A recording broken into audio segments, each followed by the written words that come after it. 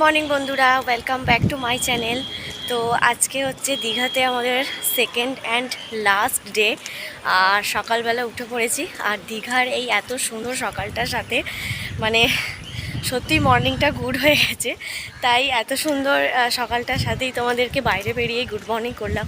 তো কালকে আমরা দীঘা এসেছি এবং দীঘা আসা থেকে আর জগন্নাথ মন্দিরটা যে আমরা ঘুরেছি সেটা তোমাদের সাথে শেয়ার করেছি। তো আজকে আমাদের এই সেকেন্ড ডে আর বাড়ি যাওয়ারও দিন। তো আজকের দিনটা আমাদের কীরকম থাকছে, কী কী করছি সেটাই আজকে ভিডিওতে তোমাদের সাথে। সকাল সকাল সমুদ্রের ধারে এসে এক কাপ গরম চা খেয়ে নেমে পড়েছি জলে। কারণ কালকে আমরা যখন দীঘায় এসে দুপুরে সমুদ্রে স্নান করতে এসেছিলাম তখন জোয়ার দিয়েছিল, তো যার জন্য জলে নামাও হয়নি, স্নান তো কোন দূরের কথা। আমার মেয়ে আর আমার বোন তো জলে নামার জন্য খুবই ছটফট করছিল। তো চা খেয়ে ওরা ভাঁটা পড়েছে দেখে ওরা জলে নেমে পড়েছে। তবে জলটায় আমার খুব একটা স্নান করতে ইচ্ছা করছিল না, কারণ জলটা তোমরা দেখতেই পাচ্ছ বেশ ঘোলা। কারণ এখানে স্থানীয় লোকেরা বলছে বর্ষাকালে যেহেতু অনেক দিকে এখানে অনেক জায়গায় মানে বন্যা হয়েছে, তো যার জন্য এই সময়টা এরকম বন্যা টন্যা হলে দীঘার সমুদ্রের জলটা একটু কাদা ঘোলাটে হয়। তো সেই জন্য আমি আর জলে নেমে স্নান করিনি, ছবি তুলেছি আর ভিডিও করছি। আর সকালবেলা না খুব সুন্দর হালকা রোদের সাথে ঠান্ডা হাওয়াও দিচ্ছে। আর এরপর আমরা হোটেলে গিয়ে স্নান টান করে রেডি হব, কারণ রুমটা 10টার মধ্যে ছেড়ে দিতে হবে। তোমাদের সাথে গিয়ে ওখানে রুমটাও শেয়ার করে দেবো, কারণ কালকের ভ্লগে রুমটা আমাদের হোটেলটা শেয়ার করা হয়নি। আর সমুদ্রের এই সুন্দর ভিউটা ছেড়ে কিন্তু যেতে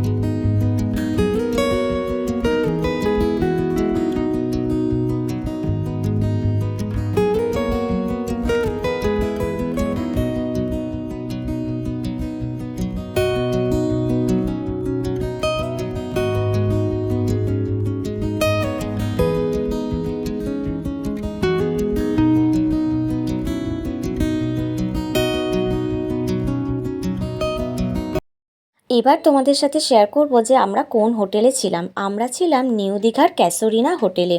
এই হোটেলটায় আমি এর আগেও একবার এসে থেকেছি এবং ভিডিওতে শেয়ারও করেছি। তোমরা সেই ভিডিওগুলো দেখতে চাইলে ডেসক্রিপশানে লিঙ্ক দেওয়া থাকবে, অবশ্যই দেখে নিও। হোটেলটা কিন্তু বেশ বড়সড় আর ভিতরটা পরিষ্কার পরিচ্ছন্ন।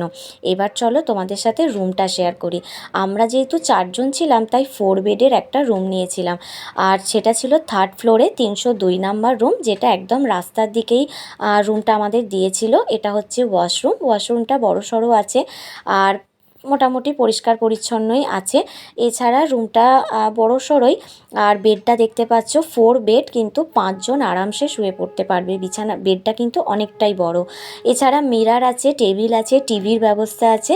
রুমটা এসি আমরা ভাড়া নিইনি, তো তার জন্য আমাদের রুমটা 1000 টাকার মতো ভাড়া পড়েছিল। এসি নিলে কিন্তু ভাড়াটা আরও বাড়বে।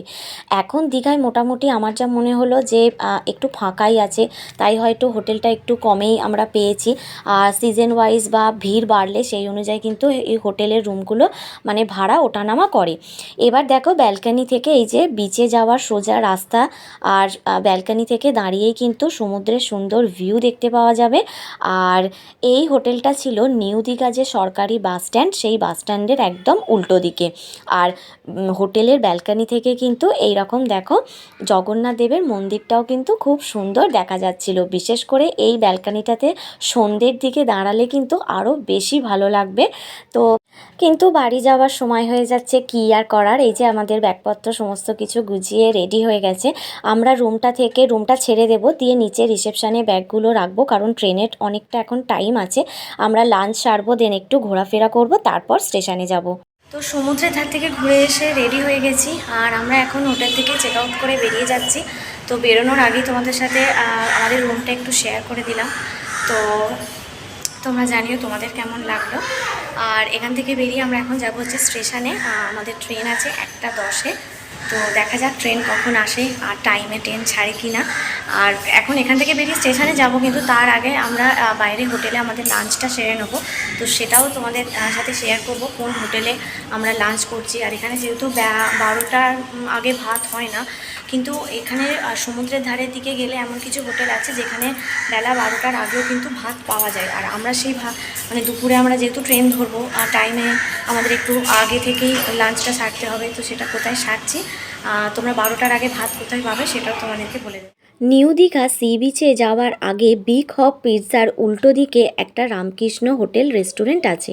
এখানেই আমরা খাওয়া দাওয়া করেছিলাম, রাতে ডিনারও করেছিলাম, আর দুপুরে ফেরার আগে কিন্তু লাঞ্চটাও এখান থেকেই সেরেছিলাম। এখানে সকাল 10টার মধ্যে লাঞ্চ রেডি হয়ে যায়। সকালে টিফিনের সাথে সাথে 10টার মধ্যে লাঞ্চও পাওয়া যায়। আমরা এখানে লাঞ্চে সবজি থালি নিয়েছিলাম, যেটা 80 টাকা প্লেট পড়েছিল। আর রেস্টুরেন্টটা কিন্তু ছোটোর ওপরে বেশ পরিষ্কার পরিচ্ছন্ন এবং এসির ব্যবস্থা আছে। আমার কিন্তু ভীষণ ভালো লেগেছে। লাঞ্চ সেরে নেবার পরে আমরা ব্যাগপত্র হোটেল থেকে নিয়ে চলে গেলাম স্টেশনে। আমাদের 1:10-এ ট্রেন ছিল। আর এই দীঘায় কিন্তু এখন মানে রোদ আছে, তো যার জন্য বেশ গরম হচ্ছে। গরমে আমার অবস্থা দেখতেই পাচ্ছ, খুবই মানে গরমে কী আর বলবো, খারাপ অবস্থা হয়ে গেছে। কারণ বেলা 12টা থেকে বিকেল 4টে-5টা পর্যন্ত রোদের তাপ এতটাই যে মানে সত্যি সহ্য করা যাচ্ছে না এই গরমে। তো এই যে আমাদের ট্রেন, আমাদের অ্যাকচুয়ালি বাসে করেই ফেরার কথা ছিল, কিন্তু দুপুরের এই ট্রেনটার টিকিট অ্যাভেলেবেল থাকায় আমরা ট্রেনের টিকিট কেটে নিলাম ফেরার জন্য। কারণ বাসের জার্নি আর ট্রেনের জার্নির মধ্যে একটু হলেও কিন্তু তফাৎ আছে।